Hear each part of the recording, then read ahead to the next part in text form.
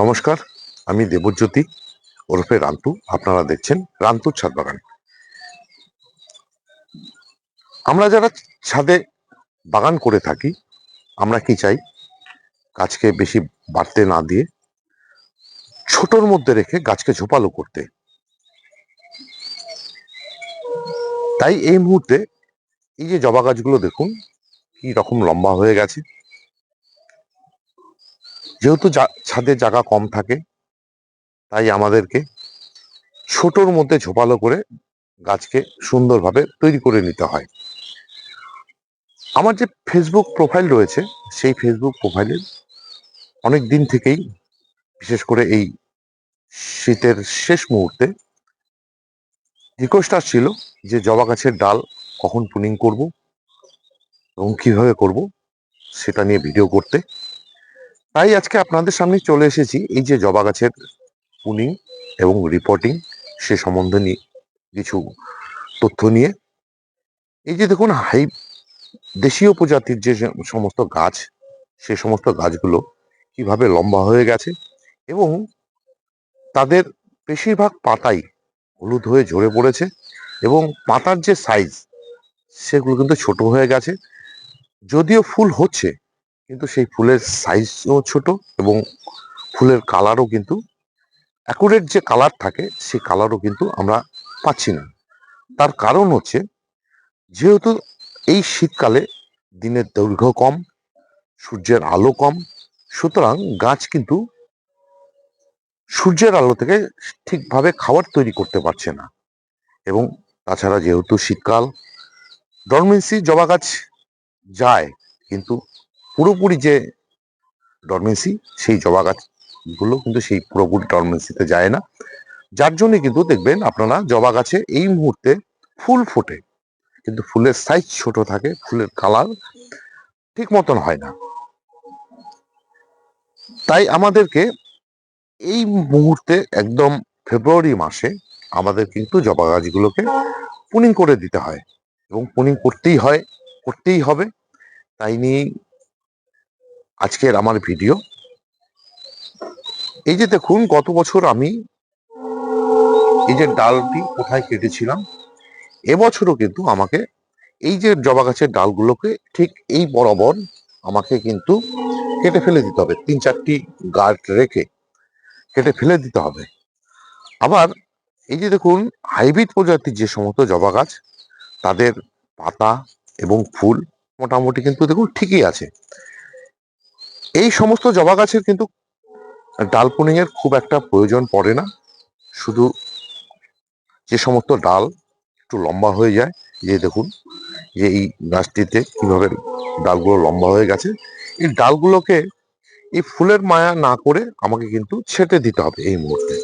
তাহলে কি হবে, সামনে যেহেতু বসন্তকাল, এই বসন্ততে কি হবে, জবা গাছ প্রচুর গ্রোথ নিবে। গ্রোথ নিয়ে কিন্তু গরম পড়তে পড়তে গ্রীষ্মকাল আস্তে আস্তেই গাছে প্রচুর ডালপালা সহ ফুল আসতে শুরু করবে। এবং এই মুহূর্তে কিন্তু আমরা জবা গাছের এই ডাল কাটিং এর সঙ্গে সঙ্গে আমরা কিন্তু রিপোর্টিং করে দিতে পারি। তবে জবা গাছের রিপোর্টিং যে কোনো সময়ই করা যায়, তা নিয়ে কোনো সমস্যা নেই। কিন্তু জবা গাছ যেহেতু রুট বাউন্ড পছন্দ করে, আর আমি আমার এই যে জবা গাছগুলোকে গত বছর রিপোর্ট করেছিলাম, তাই কিন্তু এবছর আর আমি এই জবা গাছগুলোকে রিপোর্ট করব না।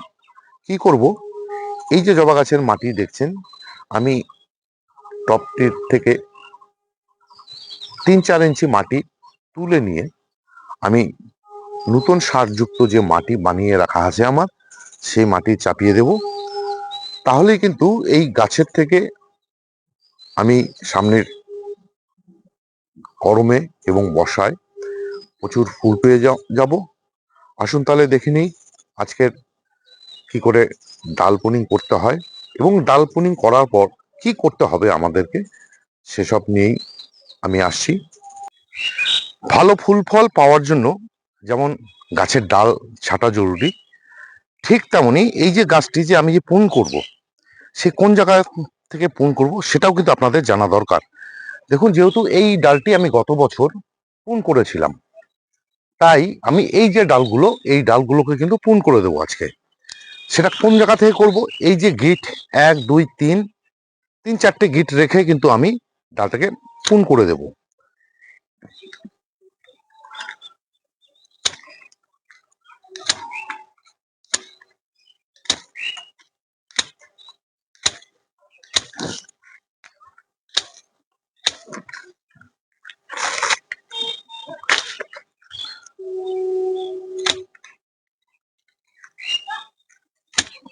এই যে পুন করার বিষয়ে আর একটা কথা বলি, এই 45 ডিগ্রি অ্যাঙ্গেলে অন্যান্য গাছের ক্ষেত্রে যেমন আমরা কেটে থাকি, এই জবা গাছের ক্ষেত্রে কিন্তু সেটা না হলেও চলে, কিন্তু খালি আপনাদের লক্ষ্য রাখতে লাগবে যেন কাটাটা মসৃণ হয়।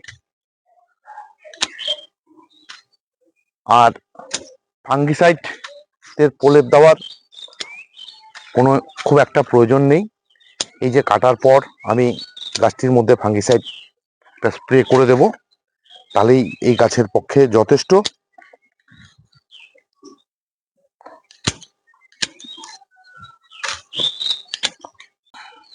প্রুনিং করার পর আমার এই যে গাছটির বর্তমান যে অবস্থাটা, এবার যদি এই গাছটিকে আমি রিপোর্ট করতে চাই, তাহলে আমাকে কি করতে হবে?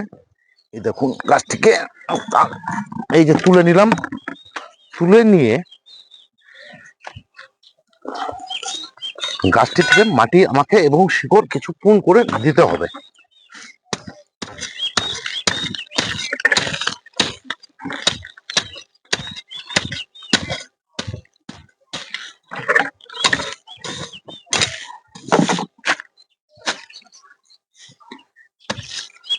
একটা কথা বলি আপনাদেরকে, এই যে ডাল ছাটা, রুট পুন করা গাছের জন্য যেমন ফুল ফল আনতে বৃদ্ধি করে, ঠিক তেমনি গাছের গোড়ায় যদি জল জমে থাকে, এই যে রুট পুন করলে বা ডাল কাটলে গাছের যত না কষ্ট হয়, তার থেকে বেশি কষ্ট হয় কিন্তু গাছের গোড়াতে যদি জল জমে থাকে। তাই আপনারা যখন জল দেবেন, আজকে যে রিপোর্ট করার পর আমি যে জল দিয়ে দেব, জল দিয়ে দেওয়ার পরে আমি কখন জল দিব? যখন দেখব যে এই টবের মাটির উপরের অংশ 2 ইঞ্চি পর্যন্ত শুকিয়ে গেছে, তখনই কিন্তু আমি এই গাছটিতে জল দিব। তার আগে কিন্তু আমি গাছে জল দিব না। রুটপুন হয়ে গেল, এবার আমি ভালোভাবে ড্রেনেজ সিস্টেম করে আমি কিন্তু এই গাছটিকে এই টবের মধ্যেই বসিয়ে দেব।